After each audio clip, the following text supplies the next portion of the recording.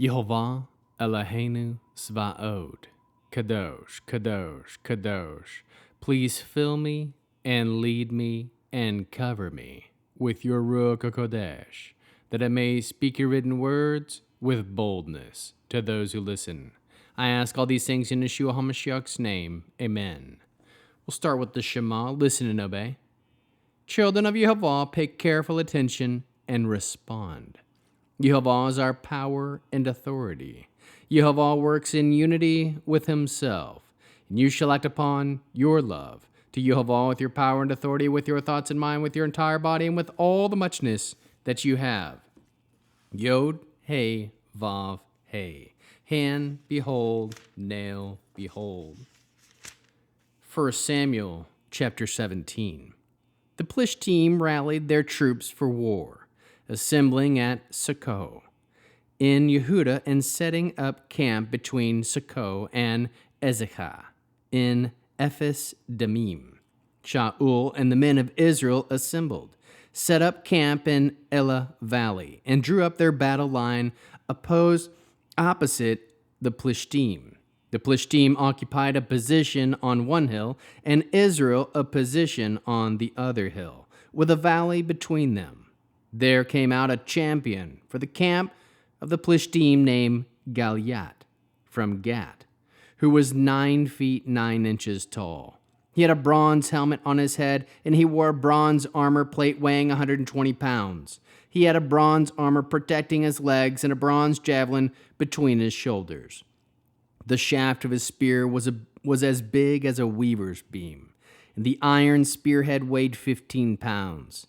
His shield bearer went ahead of him. He stood and yelled at the armies of Israel, "Why come out and draw up a battle line? I'm a Philistine, and you are servants of Shaul. So choose a man for yourselves and let him come down to me. If he can fight me and kill me, we'll be your slaves, but if I beat him and kill him, you will become slaves and serve us." The Philistine added, "I challenge Israel's armies today. Give me a man. Fight, and we'll fight it out." When Shaul and all Israel heard those words of the Philistine, they were shaking and terrified. Now David was the son that Ephraim from Bethlehem in Yehuda named Yishai. He had 8 sons. In the time of Shaul, he was old. The years had taken their toll. Yishai's 3rd oldest son had followed Shaul to battle. The name of his 3 sons who went to battle were Eliab, the firstborn, next to him Abinadab, and the 3rd Shammah. David was the youngest. The 3 oldest followed Shaul. David went back and forth from Shaul to pasture his father's sheep at Bethlehem. Meanwhile, the Philistine approached with his challenge every morning and evening for 40 days. Yishai said to David his son, "Please take your brother's 5 bushels of this roasted grain and these 10 loaves of bread. Hurry and carry them to your brothers at the camp. Also, bring these 10 cheeses for their field officer. Find out if your brothers are well and bring back some token from them. Shaul and your brothers with all the army of Israel are in the Elah Valley fighting the Philistine." David got up early in the morning, left the sheep with the helper, took his load, and set out, as Yishai had ordered him. He arrived at the barricade of the camp just as the troops were going out to battle their battle stations and shouting the war cry. Israel and the Philistine had set up their battle lines facing each other. David left his equipment in charge of the equipment guard, ran to the troops, went to his brothers, and asked if they were well. As he was talking with them, there came the champion, the Philistine from Gath named Goliath, from the ranks of the Philistine, saying the same words as before, and David heard them.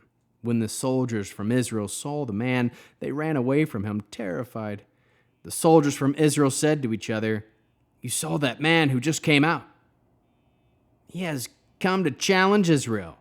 To whoever kills him, the king will give a rich reward. He'll also give him his daughter and exempt his father's family from all service and taxes in Israel." David said to the men standing with him, "What reward will be given to the man who kills this Philistine and removes this disgrace from Israel? Who is this uncircumcised Philistine anyway, that he challenges the armies of the living God?" The people answered with what they had been saying, adding, "That's what will be done for the man who kills him." Eliab, the oldest brother, heard that what David had spoke to the men, and it made Eliab angry at him. He asked, "Why did you come down here? With whom did you leave those few sheep in the desert? I know how conceited you are and how wicked your heart is. Just come down to watch the fighting?" David said, "What have I done now? I have only asked a question." He turned away from him to someone else and asked the same question, and the people gave him the same answer. David's words were overheard and told to Shaul, who summoned him. David said to Shaul, "No one should lose heart because of him. Your servant will go and fight the Philistine." Shaul said to David, "You can't go fight the Philistine. You're just a boy, and he has been a warrior from his youth." David answered Shaul, "Your servant used to guard his father's sheep. When a lion or a bear would come and grab a lamb from the flock, I would go after it, hit it, snatch the lamb from its mouth, and if it turned on me, I would catch it by the jaw and smack it and kill it. Your servant will defeat both lions and bears, and this uncircumcised Philistine will be like one of them, because he has challenged the armies of the living God." Then David said, "Yehova, who rescued me from the paw of the lion and from the paw of the bear, will also rescue me from the paw of this Philistine." Shaul said to David, "Go, may Yehova be with you." Shaul dressed David with his own armor. He put a bronze helmet on his head and gave him an armor plate to wear. David buckled his sword on his armor and tried to walk, but he wasn't used to such equipment. David said to Shaul, "I can't move wearing these things because I'm not used to them." So David took them off.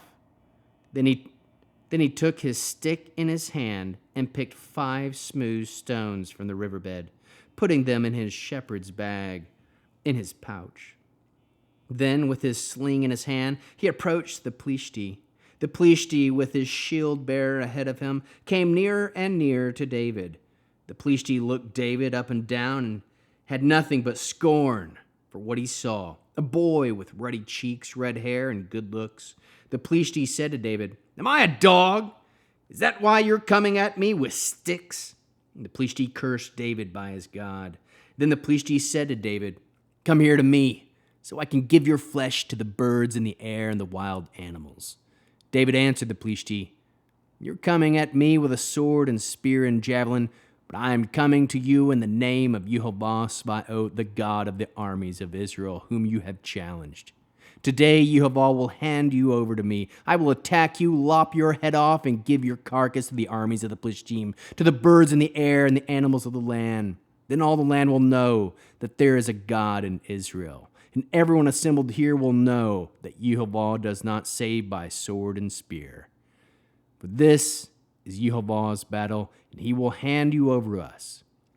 When the Philistine got up, approached, and came to meet David, David hurried and ran toward the army to meet the Philistine. David put his hand in his bag, took out a stone, and hurled it with his sling. It struck the Philistine in his forehead and buried itself in his forehead, so that his face fell down to the ground.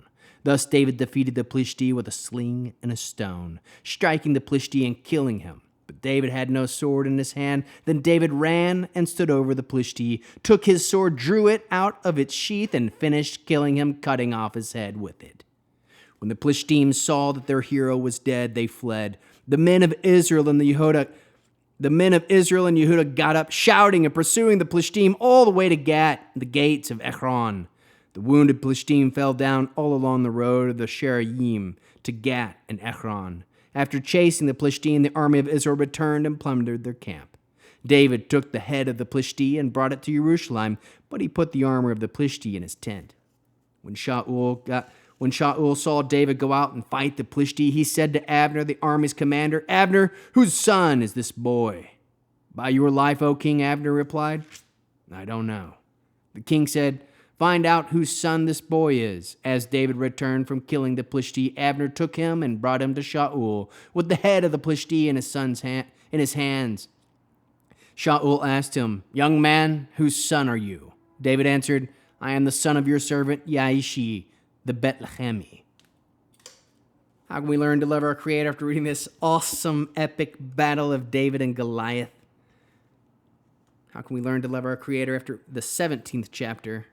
We can be ready for war. Focus on how big Yehovah is, not on how big your enemy is. Obey your parents. Aim to master your skills. Act on the orders of your father. Wake up early to accomplish your goals. Be bold like David. Aim to fight for rewards presented. Know who you are, and Yehovah is your king. Trust in Yehovah, the living Elohim.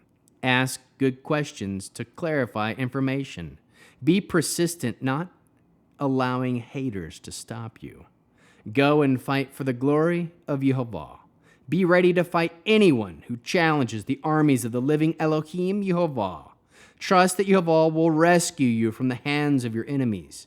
Go trusting Yehovah with all your heart.